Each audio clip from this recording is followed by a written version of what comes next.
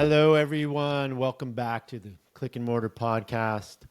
Mike and Dustin with you here again. Again, we're coming to you on a Friday. We're on a Friday. Who knows when you're watching this? It doesn't matter anymore. We've been doing a lot of content on budgets. Today, we want to talk about how to spend more efficiently and effectively. In our minds, it's always about efficiently spending ad dollars. And if you can get more bang for your buck, we want to help you do that. So we're going to talk about a number of things that you can do and check and give like a checklist of things to look at so that you can rest assured you're spending more effectively and efficiently. We've been doing a lot of analysis and discovery in accounts lately, and we see some patterns. And we wanted to put this content forward to help you all out, to give you, like I said, that checklist of things that you can look for and look at. So again, how to spend more effectively and efficiently with your digital ads. So Dustin, I know you're going to run through a bunch of things. I'll chime in here, there to interrupt you and ask questions, but you're the maestro, so get in there and let us know. Let's start on the top of the list of what you see and how people can spend more efficiently. Yep, I think the biggest one is just spending money on bots. We did a podcast, Dr. Fu did a presentation, and it's crazy that 50-60% of all ad budgets go to serving impressions to bots. And one of our previous clients coined, bots don't buy. So, if you're immediately dropping 50% of your budget to bots, you're immediately wasting 50% of your budget that's never going to result into ROI. And so there are things like Fu Analytics and Google Analytics that you can use to really sniff those out. But if you can get a handle on what ads are going to bots, trim those out, and get them to actual eyeballs, you're going to see more results for the same dollar that you're spending. So number one on the checklist is bot traffic. Have some mechanism employed that you can look at and optimize against and away from bot traffic. Number one, there's like top 50% right there. So what's next? So the next one is audience network, bad inventory. So see this a lot, and this is where a lot of bot traffic comes from. But Meta, Google, LinkedIn has partner networks, and these are other websites that allow them to run ads, and these other websites put lots of ad placements, have no real content, and their whole purpose is just to serve 28 ads on one page and get paid.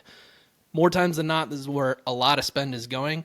Even on the Google search side of things, they have search partners, which are like Ask Jeeves, Yahoo, stuff like that, but there's a lot of bad inventory. So, if you want to test it, cheap CPMs, cheap clicks, but they don't result in ROI typically. And if you really want to test it, exclude it from your main campaigns, make them their own campaigns, and then just look at performance. And does it actually perform? And if it does, great. Fold it into your main strategy. But there's a lot of wasted spend and energy that goes into the audience networks and bad websites.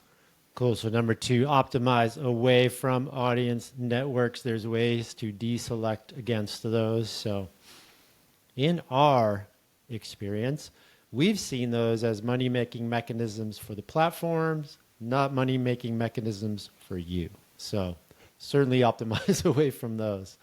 Dustin, what's next? This is getting a little more granular, more advanced. You have larger budgets, larger reach, but geo is a big one. I mean, you could look at the state level for local campaigns, looking at zip code performance. Far times than not, there's 70% of budget going on to something that the cost per lead or the return on ad spend is 80% not as efficient as some other zips or cities or states, whatever it may be. And over time, it's, wow, we spent 50% of our budget on something that's 90% higher cost per lead. Monthly check-ins just to review the last month, the last quarter, 6 months, and a year, just to see how things are trending, will help you isolate certain campaigns to only attack what's performing, remove what's not performing, but it doesn't get looked at, and there's a lot of wasted spend when it comes to where geographically are we actually spending money. How granular should people get when they're looking at, because obviously geographies, you can go all the way down. How granular would you recommend if someone's just new to it? You can go state, then you can go county, you can go zip. Like, what do you recommend at first as that first take at it? If you're doing a national campaign, just look at state at first. Like you'll see some glaring outliers in performance. And then as you get a pulse on that and get a feel for it, you get more and more granular as you get a sense of where geographies are coming in. You know, if you see New York performing well as a state level, like, okay, well, what cities are performing well? Can we start getting more granular there, coming up with ad copy, messaging creative that speaks specifically to New York? But if you're doing national, look at a state level. If you're doing state, just look at city level. You don't need to get down to zip and all of that, but just what top performing DMAs are performing. And then if you're doing something like Phoenix or a city level, that's where you can start looking at zip code. But really, if you don't have more than $20 spend, $50, the spend is very small across. Shutting one thing off isn't going to be a needle mover. So having enough statistical significance before you make these moves is highly recommended. Awesome. So next is geo on the list of the checklist. Number 3, look at geos. Start wide, get smaller depending on budgets. I think you'll probably speak to this too, but day of the week, weekends, etc. Was that going to be your next one? But I didn't want to steal your thunder, but curious on day parting, week parting, that piece as well, if that was going to be on the checklist. It is absolutely necessary, but typically we don't even start looking at those until about 3, 4, 5 months in. And it goes back to that statistical significance. 1, are we spending enough, and is that move going to move the needle enough? And 2, we need 4, 5, 6, 7 Mondays to know, do we have enough data to know Monday doesn't work? If we launch a campaign and do it 2 weeks in, well, 2 weeks sounds like a lot. We've only had 2 days run on Monday. So there are a lot of outliers for campaigns that are running a while. And that's where you can start isolating, Monday campaigns and having Monday specific creative. And that really, breaks through the noise. So there is a lot of waste. I just caution, don't look at it too early. You could even get down to time of day. How are we doing in the morning compared to afternoon? And how are we even doing at 1 p.m. compared to 3 p.m.? Some campaigns, some industries, it definitely matters. And you can see some very huge swings in certain hours, days a week. But typically doesn't come until further. And once you do it, it is more of that, check monthly, quarterly, and just audit and make moves from there. But don't need to look at it weekly. You said something very key there, and it could be missed, but you said certain industries. So the week parting, day parting, those types of things we've found also can be very industry specific depending on when your buyers are around. Sometimes there's more activity we've seen with certain clients and industries on the weekends. So don't necessarily immediately say, let's not advertise on the weekends. There's exceptions. And like you said, this is a further down the line optimization. Have to have enough data to do that. So again, some kind of day parting, week parting can give you and find you some efficiencies as well. All right. What's next on the list? All right. A big one is just frequency. How often are we talking to people? Most people don't make a decision until they see you 7 to 10 times, and that's only increasing.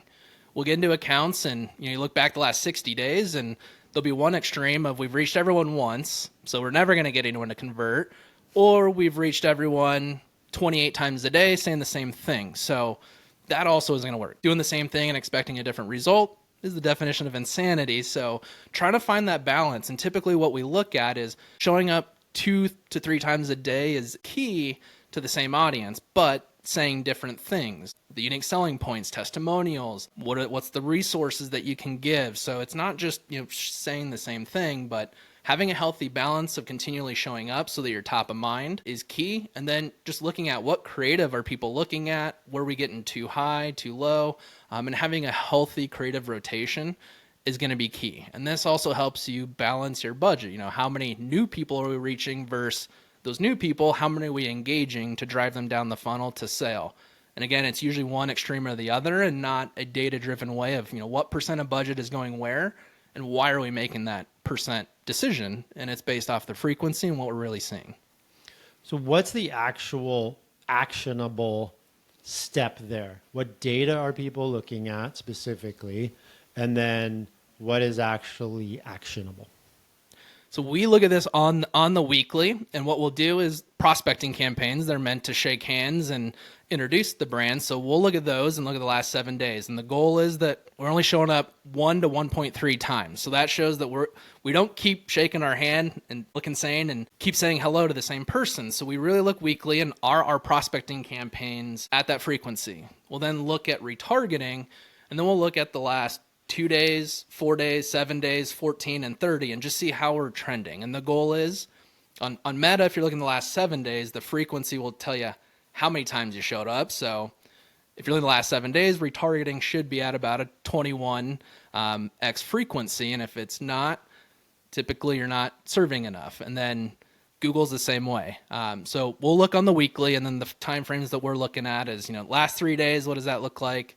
Get back to 7, 14, and then 30. So I think we're getting closer to the bottom of the list here, and don't want to overwhelm you all, folks, but I think there's a couple more, so you want to get into the last couple before we wrap. The last two go hand in hand, and we talk about creative and audience balance and what all's going on and what are we promoting and testimonials. And I think far too often people don't look at, well, what is that last click? What are we asking them to do? And is it easy for them to do that? So going through and really looking on the weekly of what is our bottom of the funnel creative? What are we saying? Is that the action we want people to take? And when they click that ad, does the landing page, does how we ask them to call, is it call, is it a form? The action that we ask them to take, is it easy to do? So looking at this, your conversion rate is a big indicator of how well that whole system is set up, which 1 to 3% is typical, 3 being strong. But really looking at that and getting it closer to 3. Far too often we see beautiful creative, great numbers, and then you drop someone and it's like, we want phone calls. And it's like, well, the button isn't clickable. You don't even have a phone number there. And so you're not going to get the outcome you want if you don't even provide, the path to make that outcome. So really looking at what we're saying, what action we're asking someone to do, and are we making it easy for them to do it? This one seems so obvious, but too many times there's either not a clear call to action, or the landing page is not aligned with that action. So the user is confused. It has to be third grade level here. I click this to get a phone call, and then I make the phone call. I click this to fill out a form. Here's the form. It seems, again, so obvious, but you need to seal and make sure that bottom of the funnel is really clean. So when you're asking someone to do something, it actually happens. Right? Therefore, your spend is going to be much more efficient. All right, anything else to wrap it up, Dustin, before we check out on this episode? No, it's a lot. Recommendation is don't do it all. Just choose one. And I think the conversion in CTA is the lowest hanging fruit. So just choose one, figure out how you can get better, look at it weekly, and just gauge, are we getting better? So, and if you're not, happy to kind of take a look and help as well and do an audit if you guys want. I was going to say that. If that is overwhelming, if that is overwhelming or you need some help there, click the discovery call button on our site. We'd love to get on calls and get into all of this. So we will have a download attached to anywhere you see this material where you can have this checklist of items to go through, so it's all laid out and clear. But like we said, if this seems overwhelming, or you want a group that has deep experience in this to both audit and handle it for you, that's what we're here for. We're here to help our clients spend efficiently and effectively and see the ROI on their efforts. So until next time, thank you for joining us. Hopefully you found this helpful. Again, click the discovery call button or download these resources and let us know how we can help. All right, see you next time.